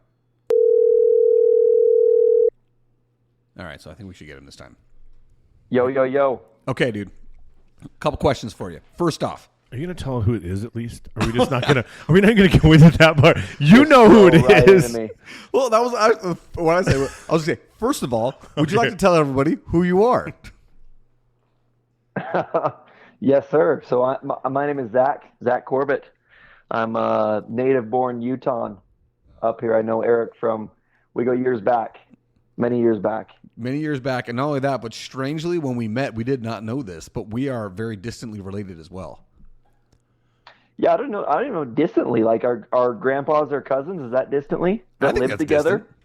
I don't know. I mean, they lived together growing up, though. So they were like, brothers pretty much. Yeah, and I think that I have this right. His grandpa shot my grandpa in the leg. Really? Yeah, BB gun accident. Oh. No, it was a shotgun. I thought it was BB gun. I don't think it was a shotgun. No, bro. so here's the story. It's birdshot. It was. Yeah. It was. It was a shotgun. They were bird hunting. Yeah, And yeah. so my Classic. grandpa was showing his grandpa how we do it. And his grandpa accidentally, it was an accident, shot my grandpa in the leg. But it actually Yeah. saved my grandpa from going in the draft from World War II. Oh, shoot. What a blessing, huh? Yeah. No joke. So, yeah, strangely enough, yeah. But anyway, I tried to have you recreate that with me, but you wouldn't do it. there's Still don't no know way. why you won't. I don't want Come to get on, shot. Eric. I- Suck it up, bro. No, I'd rather not get shot. That doesn't sound What about appealing. from far away? Like, what about it's called peppering? You just pepper Yeah. you from far away. Yeah. I've been peppered. Yeah. See? I didn't like it. It was a pretty scary feeling. Yeah, being downrange is not a fun feeling. No. Yeah. So anyway, Zach, I am introducing you to my boy JJ here, the other half of the JJ and What's Puck up, Show. JJ? What's up, buddy? Yes, sir. All right, so we are going to have Zach on Sunday night for a draft idea that we came up with. But right now, I wanted to get your thoughts, Zach, quickly on two things. One, we have a question for you. JJ wanted to ask you this when we called the first time is, do you swim in the Salt Lake? No. So you don't boat it? You can't do anything like that? I mean, no. It's really salty. Obviously, it's like way more salty than the ocean. They mine salt out of it, so there are people on there. So But it's not like recreational. Yeah, that was part of my question is what do they do with it? Like, what is it like? I know it's not just a body of water that nobody touches. I'm sure it has something. So they do mine salt out of it. Yes. And when you say it's, saltier it's actually- than the ocean, like, are you like, that's hard to believe. Oh, way saltier. That's so hard to believe because the ocean is terrible. Yeah. Yeah, no, it's like crazy. That's why they just mine salt out of it. But you can go out to the salt flats about an hour west of me, and you just drive out on salt. It's the craziest thing. Dude, I'm going to have to do that because I've actually never tried sounds that. Cool. Yeah, it's actually really cool. And like I said, like you can, take like there's kayakers and canoers out there, but it's not like you're taking speedboats out there or anything. It's more of a, I don't know. You got to be a naturalist to say I'm going to go. Nature. And, yeah, you got to be one of those people. Yeah, that does something yeah. like that. Okay. Totally. The next Totally. thing, the next question is this. What are your thoughts on Ryan Smith buying the Coyotes?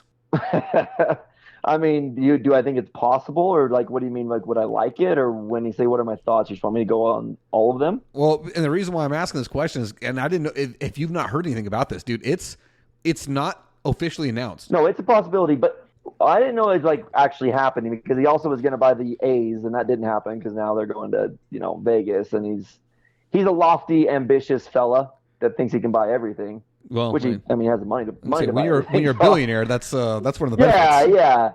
No, nothing wrong with that, but I think there's a lot more that goes into it. So I have not heard that it's actually going to happen. But he is building like a trifecta park up here about an hour north of me where he wants to have an NHL team and an MLB team and the Jazz. Oh, so here's the thing. Okay, down here the reporting is this. I don't know if you've been following this, but the Coyotes been having an impossible time building an arena for them here. Yes. Okay, it's been impossible. Apparently, there was a meeting between Alex Morello, the current owner of the Coyotes, Ryan Smith, and Gary Bettman, the NHL commissioner, about selling the team to Smith, him relocating the team up to Utah, But while Morello would retain the naming rights so that when the possibility comes for an NHL expansion team and they can retain the name and be the Coyotes here, while you guys would be taking over everything that they've built here. The roster, the farm, the GM, which they've actually done a pretty solid job of building up a team that we're going to lose because they can't get it figured out down here. So apparently that's not something that's being talked about up there very much. No, not that I've heard, but if that's like recently today, I didn't hear anything on the news today specifically. Yeah, it's this week is when they've been talking about it a lot. I mean, the last I heard like 2 days ago was, think of a new, NHL team name that Ryan Smith can name when we get a team. Wonder why he would be saying that, right? But like I said, literally the dude's for 6 months now saying he's going to build an MLB arena, NHL arena, and Jazz arena in West Jordan and bring all of them here. So I think he's the type of guy I think it will happen, but I didn't know it was the Coyotes that is a possibility. With that being said, the Coyotes suck, so I really don't want them. Okay, so on that note, being an Arizona native, or I'm sorry, a Utah native like yourself, what would you name the team? Well, have you heard how creative we are with our NBA team? Yeah, I have. That's one of my Jazz. Woo. We crush it with names up here. Yeah. Yeah, it makes no sense. Well, so I mean, you could argue the Suns don't really make any No, the sense Suns either. make a lot of sense, baby. How it makes boring. perfect sense, bro. Yeah, It's Yeah. a sun. dude. No, it's the Boring. Best. It's the There's best. I will not ever. No, the Suns. It's the best name.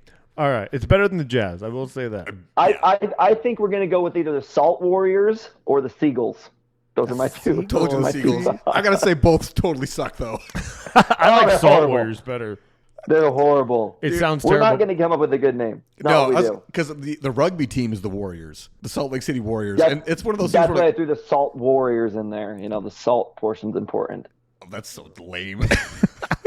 I'm just saying, bro. That's all What I'm about the hearing salt up here, miners? That's terrible too. It's all going to be we terrible. do have a big mine up. We do have a big mine right next to it. Kennecott Copper Mine, baby. See, Dude, yeah, you're right though. There's not a lot of solid names that really aren't. No, for you, I mean, I don't know. I'd have to really think about it. I just heard Salt Warriors and Seagulls on the radio driving into work the other day, and I was like, okay, guess what we're going with. All right, dude, we're gonna let you put some more thought into it. And when we talk to you on Sunday, we're gonna get going down with that draft idea that we had, and let us know if there's any more word on what you guys hear up on that end of this. Okay, and don't be looking into Utah teams for bad logos, mascots, because I got dibs on that. There's only one to pick from. That's true. No, that's all right. We'll let you have that as a hometown kid. Hey, I'm That's saying, pretty dude, bad. I will not hold back, man. Listen, when the draft order is established, I am going for No, the throat. I know, Eric, yes, never one to push a kid down. Not scared to do that. All right, man. Well, thank you, Zach. Thanks for taking some time out after putting the kids to sleep to give us a little bit of a chat here. All right, talk to you later. All right, see you Sunday. See you, buddy. Bye. All right, well, that answers a couple of questions we had there. Do you remember what we were talking about beforehand? No. I don't remember either. Fights, lots of fights. We talked a lot of, it's crazy to me. I am not a fighter. How often do we talk about fighting on this podcast? Because you're not a fighter, but you want to watch it. Well, it's not even that. Because, again, I'm not a fighter, but I do look at it and say it has benefit. Purpose. Like, in an aggression sport. And here, Listen, talking here's the about thing. it again. Here's the thing. Let's just end it with this. Okay. In my opinion, in my experience, two dudes, I can't speak for females, but I Right. can speak for dudes. Right. When two dudes fight, it's almost like they're friends afterwards. Like, their deal is over with. Like, it takes a knockdown, drag out. Like, and I'm not saying put a dude in the hospital. We're not talking about that. Yeah, right, I'm right. talking a fist fight where, like, you get popped in the mouth, you take one in the mouth. Like, hey, you know what? Guess what? Like, it's over. We've kind of cleared the air. Mm-hmm. Let's start over and go get a soda, a drink, whatever you want, right? Yeah. So I feel like that, I mean, again, in our society right now, it's never going to happen. No. But, No. man, I would love to. It is funny because, again, while I would run on that campaign for sure. the purge, basically. Wow, dude. It was so awesome. No, while I'm not a fighter, the one thing I do remember, it was always maybe it's just a way of like establishing the hierarchy, right? Yeah. Because I know in football that's the way it was. Oh. Like when you do the Oklahoma drill, which has been banned. yeah. When you did Oklahoma's, It's like, been banned? in the NFL, yeah. Oh, You in the don't do it anymore. NFL, I don't blame them, dude. Those Right. are fridge going on fridge, bro. Like, But anyway, that's when you did the Oklahoma drill, which for those of you who don't know what that is, it's literally one-on-one. You line up across from each other in a 3-point stance, and you just, on the whistle, boom, you just go. You run in and hit the guy in front of you as hard as you possibly can, and whoever wins wins. That's just what you do, and you'd go against everybody. So everybody on the team. You against only did everybody. it 1-on-1. Yeah. So we did it with a lineman and a lineman. So it was 2-on-2, but you had the lineman in the way. And the idea was to get them, and then it was the linebacker going at him. We just called those linebacker running back drills. Dude, I will never forget watching a freshman run over one of our senior linebackers. Bet that man felt great. Oh, and the freshman's like one of my really good friends, dude. And the senior was a roommate of mine after I graduated. Dude, that moment, because the senior, his name is DJ Brimhall. He was not very tall, but he was phenomenal at reading that triangle and a great middle linebacker for a 5'4" guy, right? Oh, wow. He may be taller. Sorry, DJ. like he was short, and he knows let him come on here and defend himself if you're going to do that to him. He's a firefighter up in Sholo now. Bro. Okay, he's a hose dragger. We don't want to talk about that.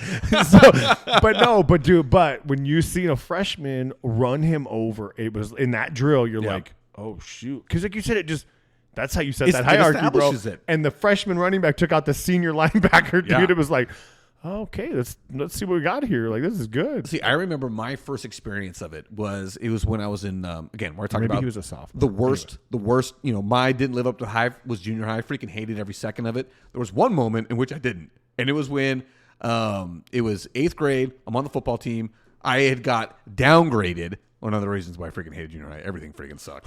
I had been downgraded. Do you remember what the 5th quarter was? The fifth? Oh yeah, it was like the first quarter, but it was like we didn't have that, but I know what it is. So the 5th quarter was basically for every kid that didn't get to play. It was like the quarter that didn't matter. Exactly. It was for all you who got to sit the bench for the first 4 quarters of the actual game. Oh, they did it at the end? Yeah, the 5th quarter. Wow. It was the 5th quarter where it's like literally. I thought it was just you did it at the beginning. No. But no, wow. So it was like, okay, you guys can go out there and scrimmage and feel like you've done something. Why the starters are taking them? Yes. We're done. We won, It was guys. the most, I know that their idea was to, hey, we want people to try. It's like, no, you made me feel like crap. Just cut me from the team. You got a trophy. Dude, I freaking hated it, man. But I remember I got downgraded to 5th quarter because of whatever reason it was. Obviously, it was I junior sucked. high. It was junior high. Yes, junior high freaking sucks. But I'm not going to put it on my coach because obviously I wasn't performing because that's the way it works in football. If you're good, you're going to play. If you're not good, you sit. So apparently I wasn't doing much. But I still remember doing the Oklahoma drills probably halfway through the season. I'd been on the 5th quarter team, absolutely sucking it up apparently. And because of that, my confidence was shot. But I remember we're doing the Oklahomas. I'm going against a starting linebacker who was a really good player. I remember his name. I'm not going to say it because I don't want him to. He'll never hear this. It's but fine. Just in case. Just say the name. Not going to do it. But I remember Brian Urlacher, just in case you don't know. Yes. Yeah, I'm not stopping it. You said it. I didn't. But I remember when the whistle blew, dude, I blew him up. I had never done that before. I always thought that I wasn't a hard hitter, dude. That was a moment where I realized how to hit. I remember I blew him up. I still remember his eyes getting big as he went down backwards and him going, whoa! And he hit. And I remember everybody on the 5th quarter team came and like, dude, you did a good job. And I was like, I did do a good job. I did do a good job. And from that moment on, I was still a 5th quarter player. But I got to be the backup running back. And I'd never played running back in my life. I'd never done that outside of elementary school recess. But that completely changed things because when I went to high school, I had confidence. I knew I could do it. And that changed everything for me. I still remember my freshman year, I broke my collarbone right before the start of the season. I'd done all the off-season stuff with the team. And then I broke my collarbone in an ATV accident, so I couldn't play for the first 4 or 5 weeks. Hanging out with Carl. Actually, yes. Yeah. Not surprised, Carl. Not surprised. It wasn't Carl, but it was our buddy Anthony. Anyway, that's a different story for another day. But I'd broken my collarbone. I couldn't play. It was 4 or 5 weeks of the season. So by the time the season started, I had to I don't remember what it was. I had to do reacclimate to the team. Right. And so I remember first practice, coach calls a toss left. So I'm the running back. I hadn't practiced with any of these guys because once school started, everybody that had been doing the offseason stuff, they were gone. Yeah. I don't remember where they were at, but all these kids I was playing against were the kids that just started when school started. And I remember toss left, so I'm running out to the left. Safety, we called this kid Stretch. I don't remember what his name was. He was 6'7". You still don't know his name. I have no idea what his name is. Stretch was all I knew. He was 6'7". He's a safety, so he's coming in. And I remember I was like, well, I got no juke move, so this is what I just went straight into his chest, and I split his chin open. I remember what it was. Ripped off his chin guard, split his chin open, popped his helmet off, knocked him to the ground, and I kept going. because there was no whistle. But it was the reason why there was no whistle is my coach was doing this like hand and whistle, like, oh, what the heck just happened? But that again establishes the hierarchy. Not only that, but it filled me with confidence because now I feel like, okay, I can do this. Make sure everybody knows I am not an all-star player, right? I got plowed. I'm not going to say this. Fifth quarter. Wait, you got plowed? You got to finish for the listeners. You got to know. I'm not finishing that one, dude. But I got demolished, destroyed. Okay, often on the football field, but I was a good enough player to where I was. I made some of the all-star team, all-state teams, blah blah blah. Yeah. But I wasn't anybody that was going to play past high school. That just was never in the cards for me. But it does establish a hierarchy where it's like, okay, I know what you can do. You know what I can do, right? And that's just the way it works. And I don't know. Like I said, how is it we always get down to the fighting? It's always the way it goes. Because it's fun. It is. Because we're boys. At the end of the day, we're still 14. In a lot of ways. In a lot of ways. We've only aged in years. My mind, come on. We're 15 at most. Do you remember when we asked that question? It's like, when do you finally do that? When do you finally realize I'm not 21 or 18 or 15? Well, I think your body tells you before your mind accepts it. My body's been telling me for years. My mind still won't accept it. No, I don't think so. Like, it's funny because, like, I think when you talk to even older, like, our mind is all the same. Like, when you get around a bunch of guys, it doesn't matter. Like, I work with guys that could be my dad. That's how old they are. And they think the exact same way I do about certain things. And you're like, yeah, well, that just doesn't change. This is who we are, right? Especially when you're talking about how pretty somebody is or what. Oh, yeah. Like, we're all the same. When it comes to women, us men, we're all the same. We think the same. Like, it doesn't change. And I don't care what anybody says, dude. I don't care what the guy does. He thinks it. He may not act on it. He may not say it out loud. He may not acknowledge it. Right. But we're all thinking the same thing, yeah, too. That is we are all thinking the same thing. We just handle it a little differently depending on the audience. But, yeah, we're all 13, bro, for sure. 14. The good ones, 15. So I got a text from Zach. He wanted to follow up. He said, I had to check myself on the Great Salt Lake comment and make sure that he wasn't wrong about the salt. And according to Google, the salinity of the lake fluctuates with the level of the lake. Great Salt Lake has ranged in salinity from about 5% to 27% over the last 20 years. This is 2 to 9 times saltier than the ocean. That is so crazy because the ocean is so salty. So imagine it's that much more. I hate that's the only thing I hate about the ocean is how salty. Like if you're snorkeling, you get that stuff in your mouth, bro. It's like that. It's game over. Yeah, you're just you never feel like you can get hydrated again. No, not even. You feel like you just basically took a whole bag of saltine crackers and threw them in your mouth and you started having to chew on. Yeah. It's just never going to happen again. All right, so what's the solar eclipse bust that you got written down here? Okay.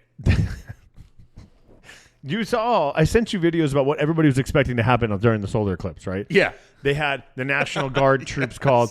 I saw one thing. Actually, I saw a couple things that said that the Christ was coming again. It was the second coming for all the Christian believers, right, that believe this nonsense. Oh, dude, it was insane. It was so many things, right? Like they were talking, power grids are going to go down, blah, blah. It was Y2K in 2024.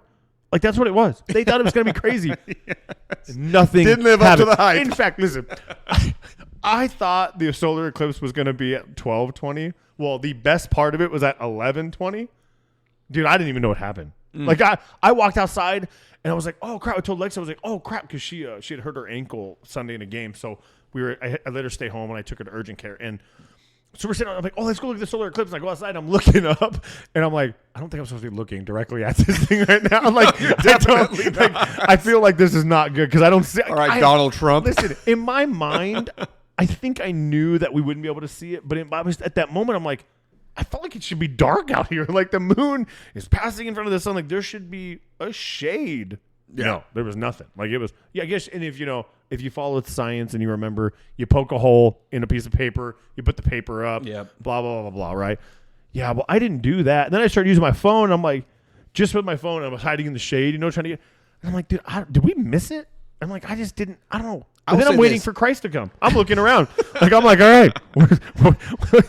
Lexi goes, well, if he comes, dude, I need him to blow on my ankle because I need to play this weekend to touch my ankle or something. Healed, That's one of the things when you started sending me those things with those people. I know. One of the things that drives me nuts about this, why doesn't anybody ever understand the term, no man knoweth the time? Dude, no man knoweth. We don't know. Well, and what are they going to say, right? We got our math wrong. We miscalculated. It was whatever, right? But it's still like, how can you go and believe something so much that you get on a reel, a podcast or something, and you put it out there Constantly talk with about it. 100% certainty that this is going to happen, and then it doesn't because you're an idiot. And then what? Well, we got our math wrong. No, you didn't. The math doesn't exist, bro. This not going to happen. Why would you think an eclipse that happens every 7 years or whatever, this is the time that Christ is going to come? Yeah, this is the one. This is the one. I don't know, dude. But I gotta real quickly, we're gonna just go ahead and take a right turn here. I got two little knuckleheads here that have been begging to come back on and share some stuff. So I told them, hey, listen, if you guys put together 2 jokes, I'll let you each tell a joke. So who are you guys? First, who are you? Kenzie Deborah Puckmeyer. And who are you? Benton Mark Puckmeyer. All right, so my I love twins are that back. they say their names. I know, dude, their whole names. They can't just say just their first name. It's got to be the whole thing. I love know. it. I love it. All right, so Kempsey gets to tell her joke first. Go for it, Kempsey. What did the pencil say to the other one? What did the pencil say to the other one? I don't know. What did the pencil say to the other one? Ooh, baby, you look sharp. Oh, ooh, baby, you looking sharp. I love dad jokes, dude. That is awesome. All right, Oh, Benton. well done. You ready for yours? What did Sushi A say to Sushi B? What did Sushi A say to Sushi B? Wasabi. Wasabi! I love it. Good job, dude. Oh, those are brilliant. I'm going to use them. Can I use them? I love it. All right. Hey, I love it. all right, so Kempsey, you got another one? Yeah. Okay, let's hear it. What shoes do spies wear? What shoes do spies wear? What do you think, dude? Oh, I got nothing. Go for it, baby. Sneakers.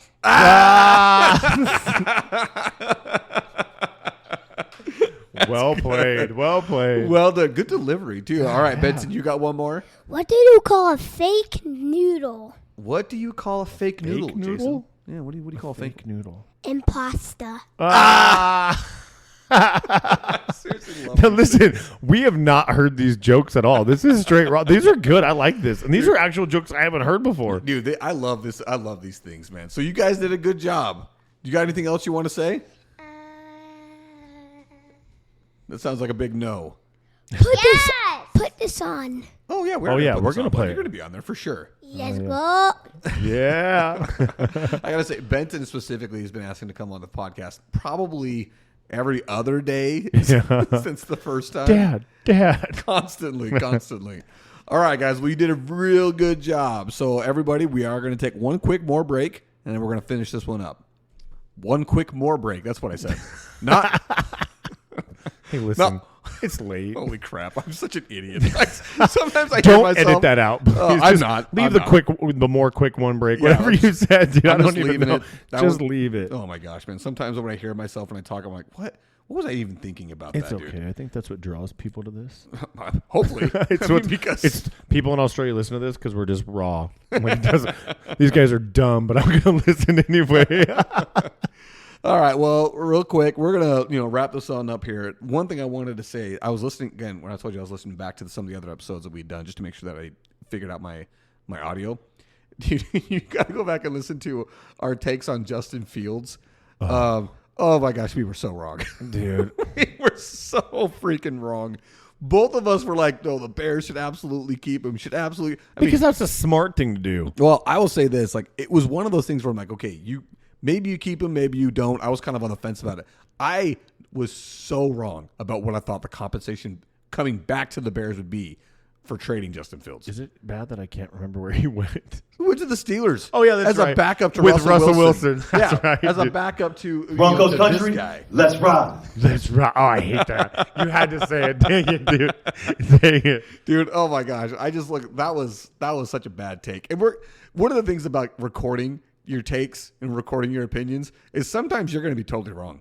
Totally wrong. No, and that's fine. Yeah, it's going to happen. Now, will Justin Fields suck in Pittsburgh? Maybe not.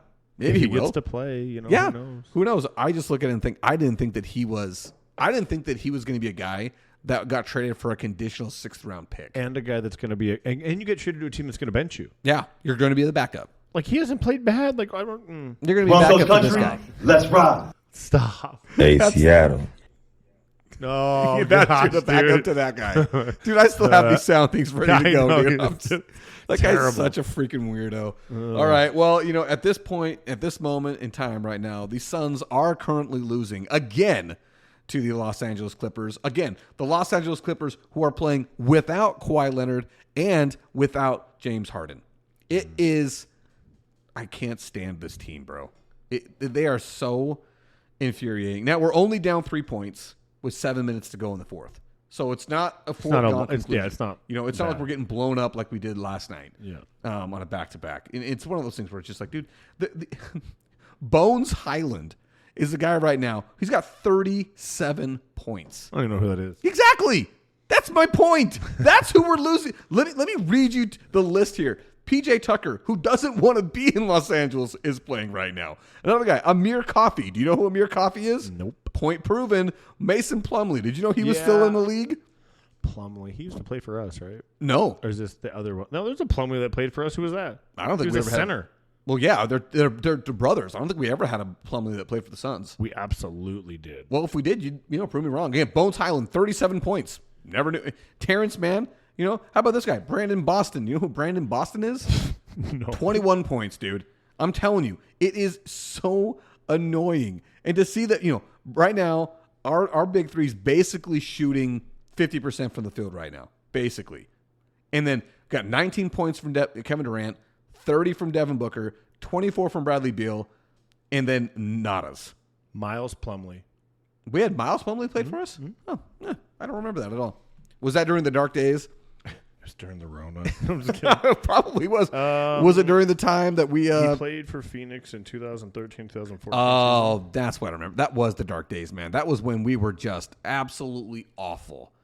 That was the time when we had the owner we do not speak of, who was running the team.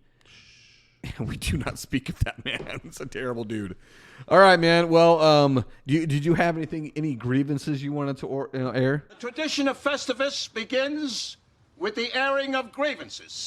I got a lot of problems with you people. Now you're going to hear about it. The only one I thought of earlier was homeless people. The homeless people is like that craze in Seattle, or in Scottsdale. I think it just makes me angry. I don't like people who give money to homeless people. It's a grievance. And here's the thing. It's not because I don't think they need the money. Yeah. It's just that there are places you can go to give money where the money is actually going to be used for something like bedding, food, something like that. Yeah. If you're giving a bum $20 on the street, statistically speaking, they're buying dope with it, or alcohol. That is an opioid pandemic or epidemic thing. That is not their fault. But what you're doing is contributing to their cause, not contributing to help them. It is. They're not contributing to their cause. But you know what I'm saying? Yeah. It's bad. That's a grievance. I'm like, dude, stop giving people money to the people at the off ramps or the people that are sitting at the Costco parking lots. Oh, I've got 3 kids and I don't have a job.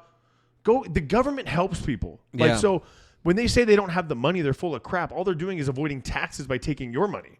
So give it to somebody else. That's a grievance of mine, and I know it's not popular by a lot of people, and I don't care. You're gonna stand by it. I do because I've seen so much of this where you're like, hey, dude, like, what are you doing with the money? You want to see if they're really homeless or they really need food? Give them food. Watch when they say, no, I don't want your food. Yeah. Then you don't need it. And you always, here's the thing, too. A little fun fact. Look at their shoes or their socks. If they got clean shoes and clean socks, they ain't homeless. Yeah. You know what I'm saying? Like, That's the reality. If they got a pair of Nikes on, they are not homeless. Like, I'm sorry, but Nikes are not cheap. No. And especially if they're a clean looking Nike, not like a old man ragging Ross out of Goodwill. Nazi. Yeah, Goodwill. Not. Yeah. I'm talking like if they're wearing, God forbid they'd be wearing a pair of J's asking for money, bro. Like I'm like, no. Like you almost want to get out the car and beat those people up, dude. Because you're like, really? You're just taking people for money right now in a time where everybody's hurting. Mm-hmm. I mean, I would love to sit on the corner. You know, I think the average homeless person makes on the side a panhandler makes hourly. I have no idea. $60 an hour. Dude, that would be nice. Seriously. That's tax free. That's roughly about the average if you think about it. So $60 an hour tax free. So every time you get money, just give it to an organization or a homeless shelter, somewhere where you know it's going back to them. Because on the side of dude, I've had experience where during holiday seasons where you'll have people bring their kids out, they're not even homeless. Yeah. They just want the money. Yeah, and people do. They have bleeding hearts, right? Because that song, "What If God Was One of Us," right? And he's standing on the corner begging for money. He's not. Okay? He's not. I'm sorry. It's not popular, but it is what it is. It No, just gets irritating. it's one of those things where if you're going to have the opinion, you at least got to be able to stand by Oh, it, I do right? all day long. It's my opinion. I'm allowed to have it. This is one where for me, I flip flop on this one so much because It's hard. Well, the thing is, because I agree a lot with what you're saying, because like, and that's the whole thing about like if I'm going to Walmart or if I'm going to go to Panda Express, they do it all the freaking time to me. You know, if you want to donate a little bit of extra money, my thought is, no, I'm not going to give it to you because I don't know where it's going. I'm going to give it to this specific place that I know they're going to be using this money for this purpose. And that's the same reason why I don't give money to panhandlers. I don't. And the reason why I don't do it is because of that. And I feel bad because I do look at it and I'm saying, I do know that my life is easier than theirs. Sure. Now, is my life easy? No. We've talked about this a million times. My mountain, your molehill, Right. vice versa. Right. We all go through things. Right. So I do struggle with it because I do want to have some, some empathy and sympathy for people going through hard times. But I like you're right. The thing is we do live in a society where we do have fail safes, right? We do have Big social time. programs to help. And the problem with a lot of them is they don't get taken advantage of because people do have substance abuse issues. They do have addictions that they can't overcome. And because of those addictions, they can't go into those shelters and things like that because they're not allowed to bring them in. So it's like a never-ending cycle of difficulty. Yeah. And it is hard because you do want to help. You do want to, like I said, if God was one of us, you do want to be able to say, hey, listen, I'm here to help. But that's why you bring them food, right? Bring them something they can't, like, if you're a really homeless person, I'm hungry as hell. You're like, really I wanna going to want the eat. food. And when they say, well, no, I just want money. Then you ain't homeless, and you need to be punched in the face because there are people that would take the In-N-Out cheeseburger I was going to give you. Yeah. Now you're just saying, no, you're too good for that. You're not too good for a 20, but you're too good for that. Yeah. No. I will say my opinion on this, a lot of it shifted when Portland started falling apart. Yeah. And if you ask anybody that's lived in Portland, been to Portland, my wife and I took a trip up there just because, one, I wanted to go and see it. It's a beautiful natural place. It's gorgeous. You went to Washington around the same time that we went. Yeah. That area of the country is just beautiful, right? And riddled with homeless people. Yes. And a lot of it is because of the social nets that they, basically open wide. And did you see that recently Portland peeled back all those freedoms they gave on? Yeah. All the drug stuff Yes. got repealed back. Oh, yeah. Guess what? I wonder why that was a You problem. don't say. I wonder why that became a problem. And ask anybody that lives in those cities, it's becoming hard to live there. One of my good friends, he and his wife just moved away from there for that exact reason. And she was a social worker. Oh. She's somebody that had so much love in her heart for all these people going through those things.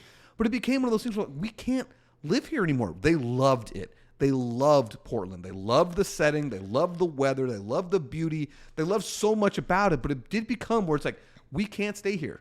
Well, in California, slowly getting that way on the south side. I don't know anything about the north. Ask anybody that lived in San Francisco 15 Oh, yeah. years ago. The Yeah. way the San Francisco has come to the point now, dude, you remember there's a Chappelle show, when, oh gosh, what was that character? The one that, the cocaine, the crack guy. Oh, yeah. Well, I don't know his character, but I know Oh, who dude, you're that talking character about. was one of the funniest. And he breaks through the window because my baby's in the car. The doors are locked. And he's like, oh no. He goes over to the, breaks the window, and you think he's in there saving the baby. And he comes out with the car stereo. Yeah.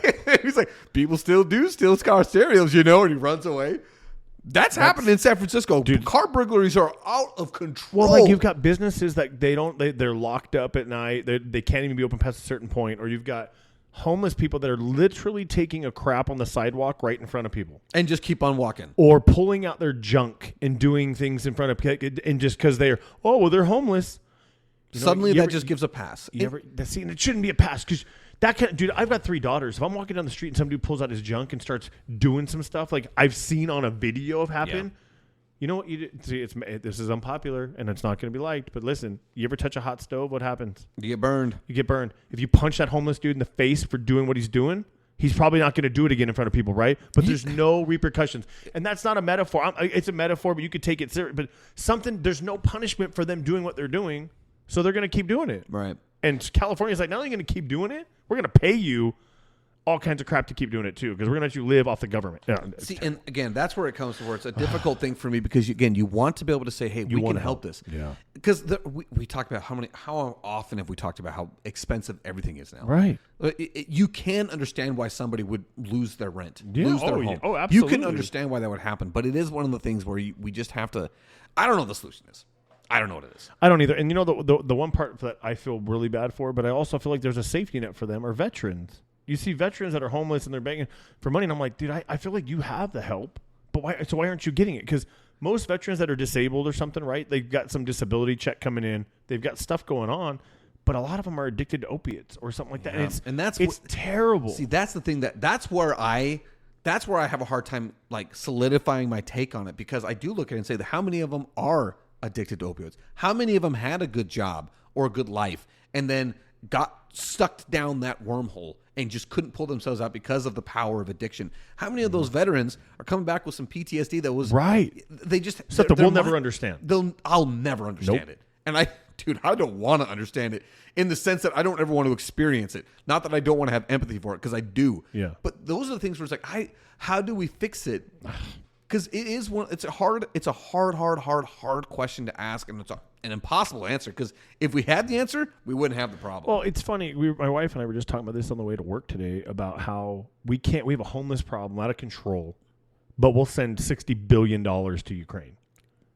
And I'm not saying it's got nothing to do with Ukraine's just an example. My point is we send money to other countries like this, and it's like, well, why if we're gonna imagine what $60 billion would do if you poured it into our economy for the homeless people or to every average American, right? Like, just give them some money to do something and not tax me for it later, and where my taxes are going to have to pay you back for the stimulus check you sent us. By the way, did you see that I can't remember. There was a story that just happened. There was the child tax credit that got sent to every Arizona family this last fall.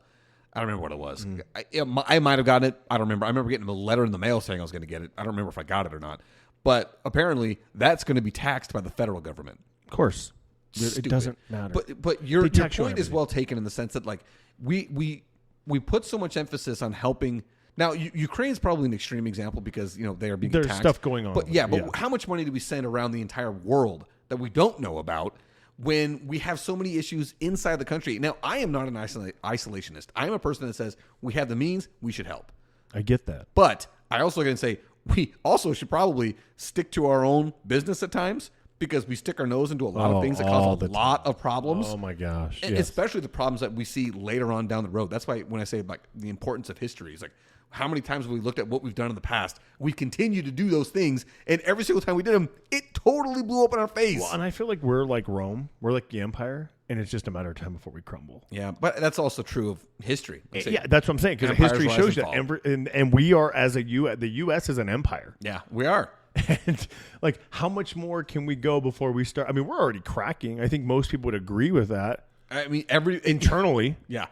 But you're right. Your point's well taken in the sense that how much more focus should we be putting in on our own population and our own problems? Like I said, our veterans that are coming home with PTSD, opioid addictions because of painkillers. You're giving illegal immigrants housing in New York, all these places. How many homeless veterans are there that would take a free house? But see, that's the question I don't know, because how many of them are in the right mental state of mind? Well, and the other part is, like, this is because this thing with social media, right? Stolen valor is a huge thing. People faking the veteran thing, right? Yeah. So I look at a guy on the side of the road and he says, "I'm a veteran." I'm like, "Are you?" Like, that's the crappy part, is people have done that to the veterans in this country. They have made it to where now everybody questions when somebody says they're holding a sign that says, "I'm a veteran, I'm disabled, help me." I'm like, show me the proof that you are a veteran. Like, you're missing a leg. You're missing a leg. Cool, I get that. But that happens to a lot of people. So I'm going to need more than that. Are you not just a type 2 diabetic? Yeah, exactly right. Where you did, 100%. This is terrible. Yeah, as I say, I almost feel like, like shuddering just the thought of it, because these are the hard conversations that unfortunately we just have to have them sometimes. Yeah. You don't want to. You want to ignore it. Want to think that, hey, we all live in sunshine, rainbows, and raspberries. Bubble, dude. Right. You want to just dismiss it and think it's not happening, but the truth is it's while we're recording this right now, that's someone's reality. For sure. And it's just the reality that we deal with. And so when you say airing grievances, your point is well taken to me. It's not that you're saying, hey, all these people in the streets are pieces of crap. It's that, hey, guys, we have to work harder on the social programs we have to help these guys. And by just giving them cash, it's not helping it. You're not. You're just not. You're usually just contributing to their habit or whatever. Yeah. And so I hate to remove blame from people. I don't like to do that, because I do make it feel like, people's decisions aren't their own. But sometimes their decisions aren't their own. Yeah. Because who knows what got them to that point? Right. I don't know.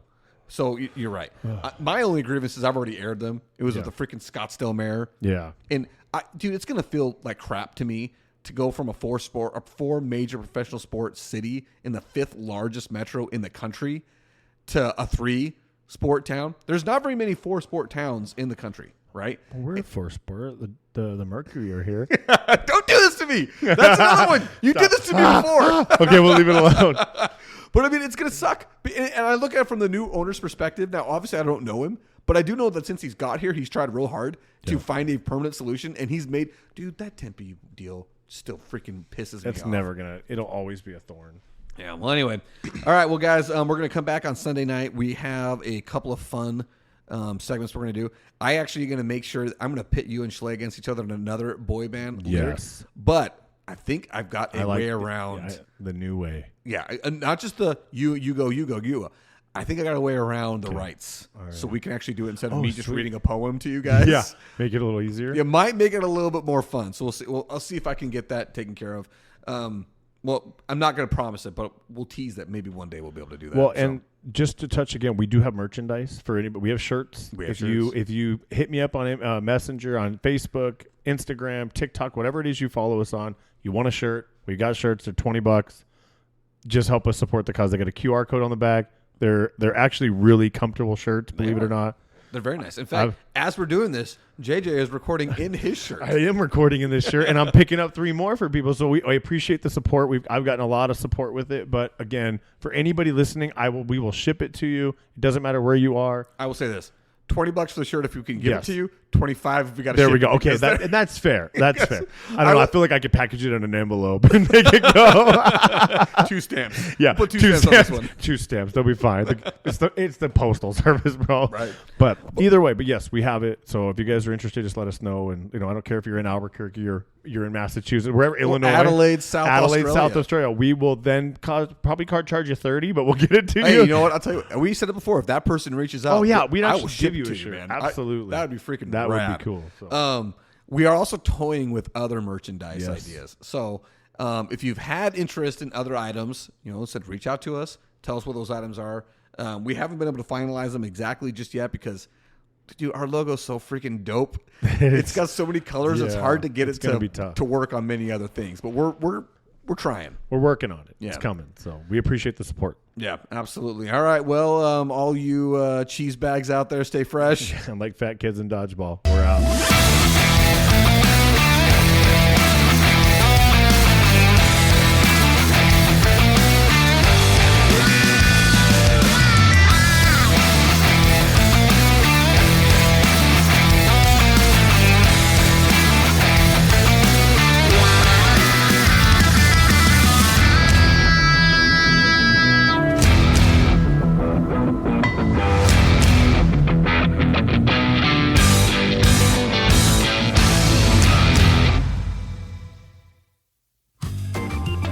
The JJ and Pug Show theme song was written, composed, and performed by Lane Hartman.